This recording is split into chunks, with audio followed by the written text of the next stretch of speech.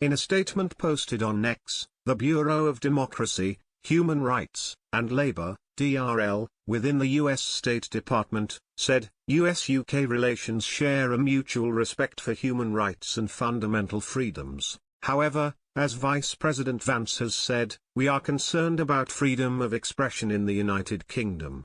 While recently in the UK, DRL senior advisor Sam Sampson met with Livia Tossis-Bolt, who faces criminal charges for offering conversation within a legally prohibited buffer zone at an abortion clinic. We are monitoring her case. It is important that the UK respect and protect freedom of expression. Livia Tossis-Bolt has been charged and hauled before a court for holding up a sign outside an abortion clinic saying "Here if you want to talk," which allegedly breached a protected buffer zone outside the facility. Ms. Tossis-Bolt has pleaded not guilty to the charges. She claimed she had not breached the Public Spaces Protection Order and that she had the right to offer consensual conversations under the Human Rights Act. She's not the only one. Police seem to have been locking people up for this for years. The Prime Minister would deny that there is an issue with free speech in Britain.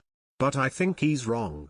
We've got people serving years in prison for social media posts during the summer disorder, which the Prime Minister appeared to demand from judges. A former Royal Marine was arrested and charged because of his comments. Jamie Michael has since been cleared of all charges. But do you know who reported him to police? A Welsh Labour Party staff member. The new Employment Rights Bill, put forward by Labour, potentially lets bar staff, quote, take all reasonable steps to prevent harassment of staff, which apparently could apply to overheard conversation between customers, if they overhear offensive banter. We already have 6 pubs a week closing in Britain, and now because Tabitha and Tarquin are offended we might lose the rest of them. The irony is that it seems a Pakistani grooming gang and a transsexual paedophile can walk into a bar, but if you make a nasty remark about them then the owner of the Dog and Duck gets sued by a snowflake barmaid. Police detectives knocked on a grandmother's door apparently because she criticised local Labour politicians. Hertfordshire police knocked on the door of some parents because they dared to criticise their child's school in a private WhatsApp group. They sent 6 police officers round and the parents spent 8 hours in custody, and the police have since concluded that no further action would be taken. Then, can you guess what happened when the local MP, Oliver Dowden, who happens to be the former Deputy Prime Minister, spoke out in their favour? He claims the police said they'd look at doing him for harassment as well.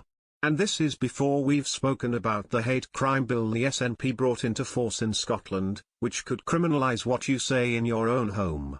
Not even toddlers are immune. A toddler was accused of being transphobic and booted out of their nursery school. It's all mental. It's all well and good. Business Secretary Jonathan Reynolds, who is very lucky to still have a job after being caught up in a cash for croissants row that saw business people pay £3,000 to have breakfast with him. And then, astonishingly, was forced to apologise for misleading his constituents over his qualifications as a lawyer. We have free speech over here, everything's fine, and it wasn't even mentioned in trade talks, but he, and the Prime Minister, need to wake up. The world thinks there is a problem with free speech in Britain. Brits think there is a problem with free speech in Britain. The only people who don't seem to are the ones wearing a red rosette.